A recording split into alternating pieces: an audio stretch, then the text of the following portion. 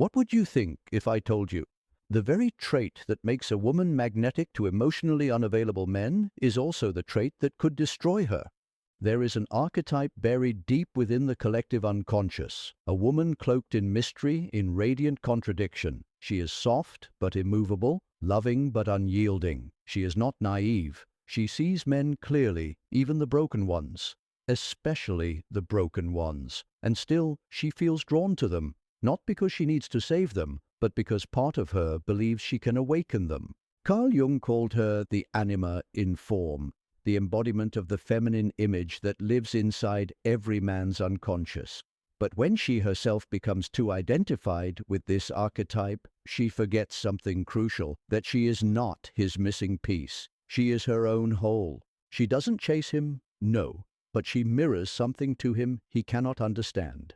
She becomes the echo of the mother he never had, the warmth he never earned, the emotional depth he avoids yet craves.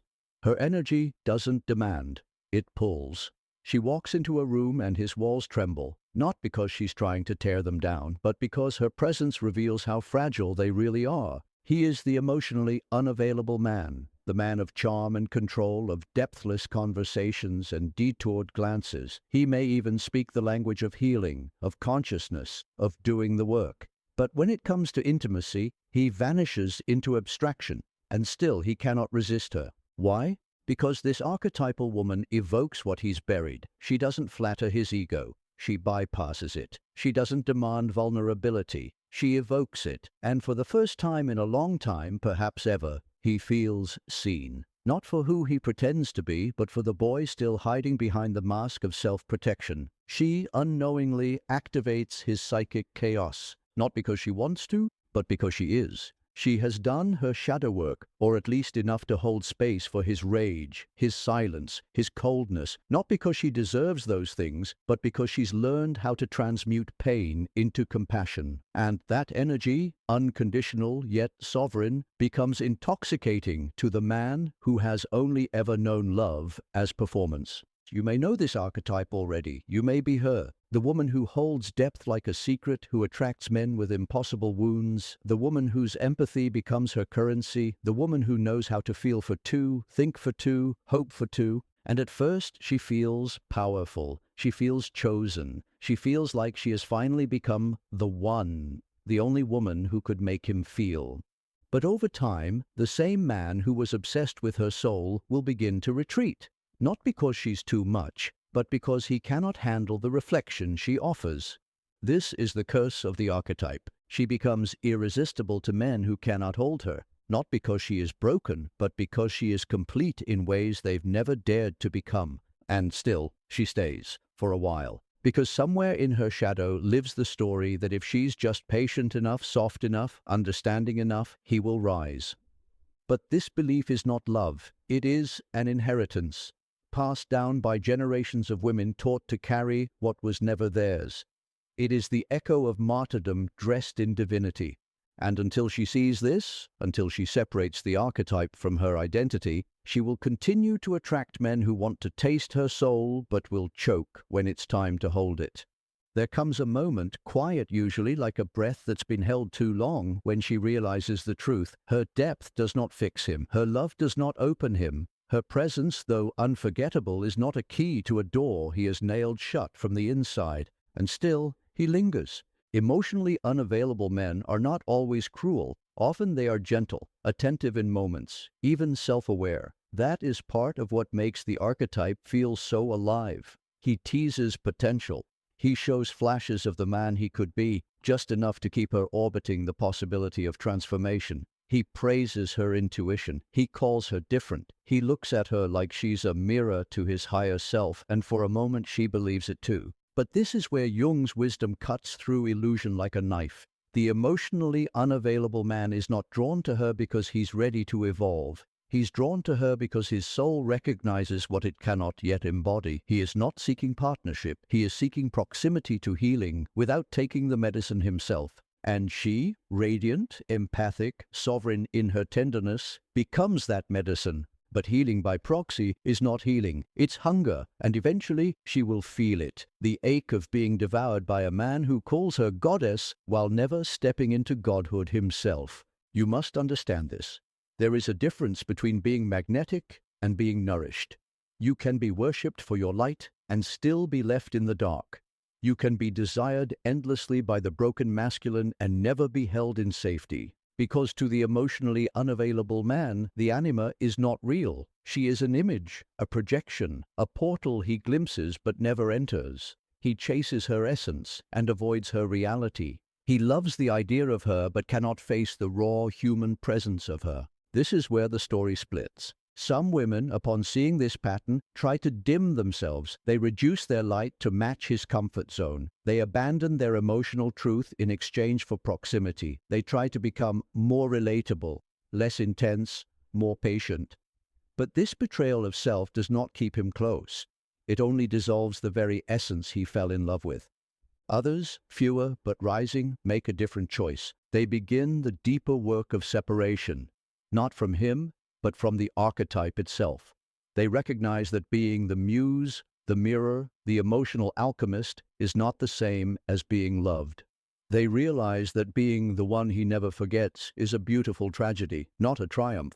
They stop living inside the projection and step back into their body, their real body, the body that remembers what safety feels like, the body that doesn't light itself on fire to warm someone who flinches at every flicker of flame. And in that reclamation, something miraculous happens. She becomes untouchable, not because she is guarded, but because she is disciplined. Her energy, once scattered in trying to be enough for a man who feared depth, becomes focused, contained, potent. And it is here, only here, that she begins to attract something different. Not the emotionally unavailable, but the emotionally mature. Not the man who worships her from a distance, but the one who walks toward her with his eyes open and his shadow in check. Because she is no longer repeating the myth, she is rewriting it. She no longer needs to be the archetype to be seen. She no longer performs the sacred role of the one who awakens him. That story, while seductive, is rooted in self-abandonment. It teaches women to become the gateway for a man's potential while quietly exiling their own peace. Now, she chooses herself, not as a concept, not as a buzzword, but as a lived reality.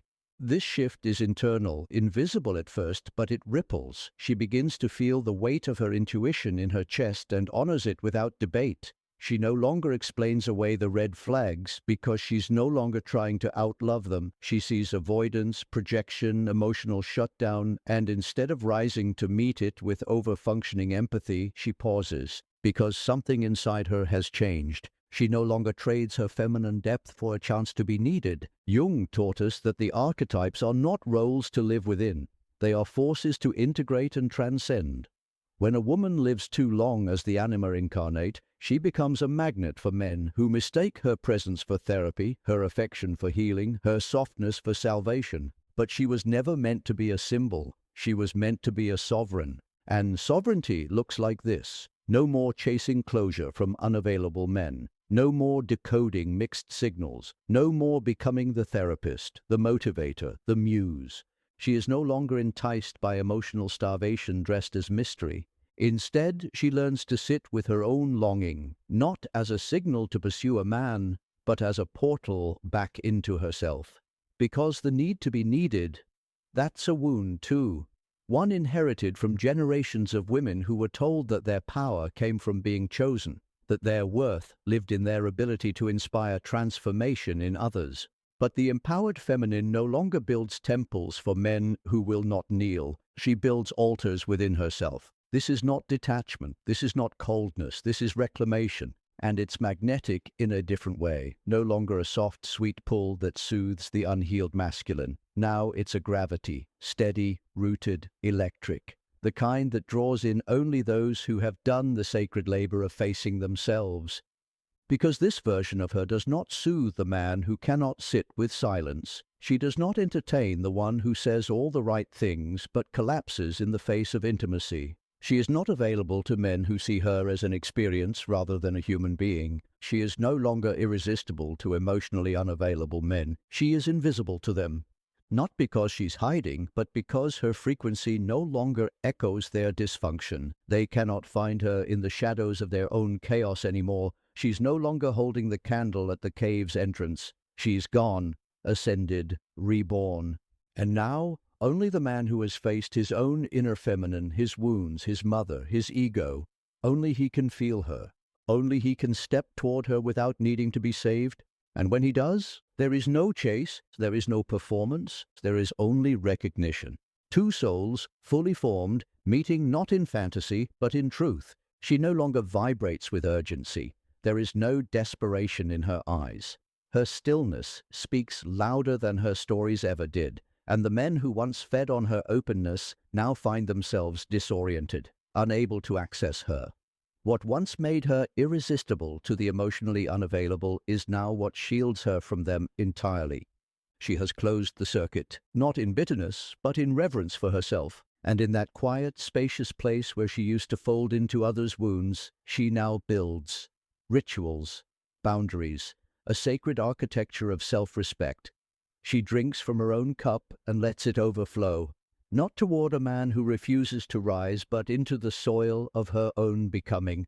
This is not the version of her who clung to potential. This is the woman who chooses reality and makes it beautiful. Jung said that individuation is not perfection, it's integration. She has integrated the archetype. She no longer confuses emotional labor for love. She no longer believes her role is to crack open a closed heart. That was never her job. Her only task now is to remain fully herself in a world that constantly begs her to fragment. And the emotionally unavailable man? He still feels her. He feels her absence like a sacred echo. He remembers the light he once basked in. But now it burns. Not because she's cruel, but because she's gone. He can no longer find himself in her softness. He must now confront the space she used to fill, the silence where her devotion once lived. This is karma, not as punishment, but as mirror. The same energy that made her magnetic now returns to her in wholeness. No longer dispersed, no longer drained. She reclaims it, and with it, calls in something new.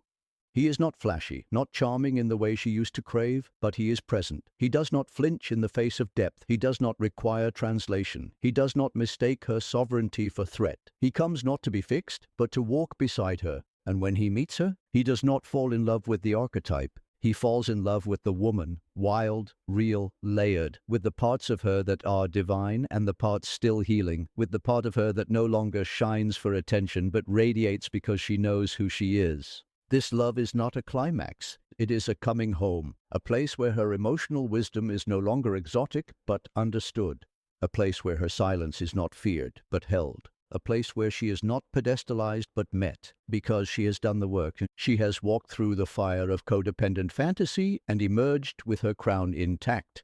And now, only those who carry water from their own wells may drink from hers. This is the ultimate transformation, not of the man, but of the self. No longer the muse for men who run from love.